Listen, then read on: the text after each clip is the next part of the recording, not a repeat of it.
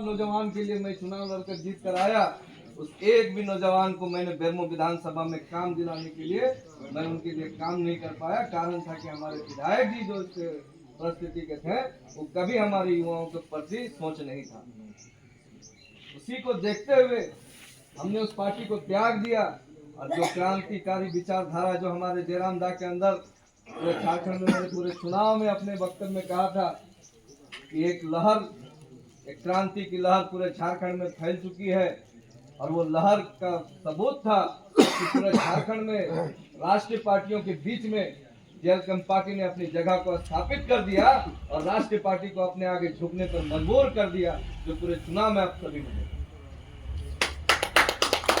कहीं ना कहीं जयराम दा की वो विचारधारा, टाइम का इतना कमी, एक तरफ धनबल था, पूरा हेलीकॉप्टर का तांता लगा हुआ था, जो देश से कोई दिल्ली से आ रहा है, कोई असम से आ रहा है, कोई कहीं से आ रहा है, कोई पार्टी का, हर एक पार्टी के कोर नेता, शीर्ष नेता स्कॉर्पियो से घूम घूम के ये प्रचार करते रहे, वो हेलीकॉप्टर से उनका पीछा करते रहे।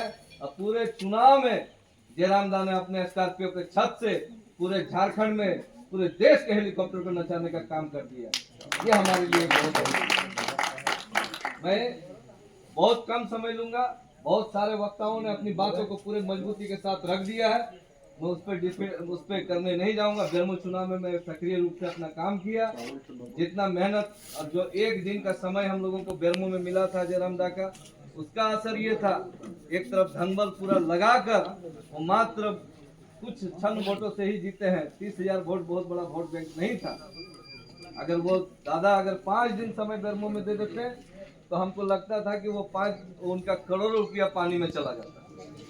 5 दिन का अगर वक्त मिलता। उसी तरह बोकारो विधानसभा में जो उपस्थिति आप सभी के मेहनत से दर्ज हुआ, ये काबिले तारीफ है। आप इस पे पछताने की जरूरत नहीं है कि हम चुनाव हार गए। माननीय काशीराम जी का कहना था कि एक बार चुनाव किसी को हराइए, आप न हारिए, फिर किसी को हराइए, फिर जीतिए, वो उनका कहना था। तो आप हार गए, कदम आपने ले लिया, और दूसरा कदम हराने का नहीं होगा क्योंकि ये जयराम दा का पार्टी है। दूसरा कदम हम लोग निश्चित तौर पे जीत की तरफ जाएंगे और अब अगला चुनाव हम लोग 100% जीतने का काम करेंगे। ये भरोसा अपने अंदर रखिए। जो जज्बा के साथ आपने आज 40,000 वोट अर्जित किया, मुझे उम्मीद है कि आने वाले दिन में ये लाखों लाख की ओर तरफ जाएगा।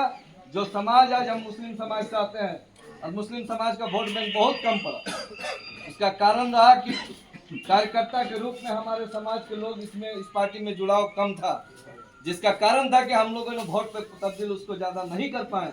लेकिन आपको आधार विश्वास दिलाते हैं, आने वाले 5 सालों में जो पार्टियां, जो कांग्रेस को आज इस चुनाव में आपने देखा होगा, झारखंड में ये भाजपा और आजसू का सफाया जिस तरह हुआ, आने वाले दिनों में चाहे वो भाजपा हो, आजसू हो, जेएमएम हो, कांग्रेस हो, किसी भी दल हो, सिर्फ एक दल का बोलबाला चलेगा, वो झारखंड लोकतांत्रिक क्रांतिकारी मोर्चा का तब बोलबाला चलेगा, किसी और का नहीं। यह आसार विश्वास दिलाते हैं।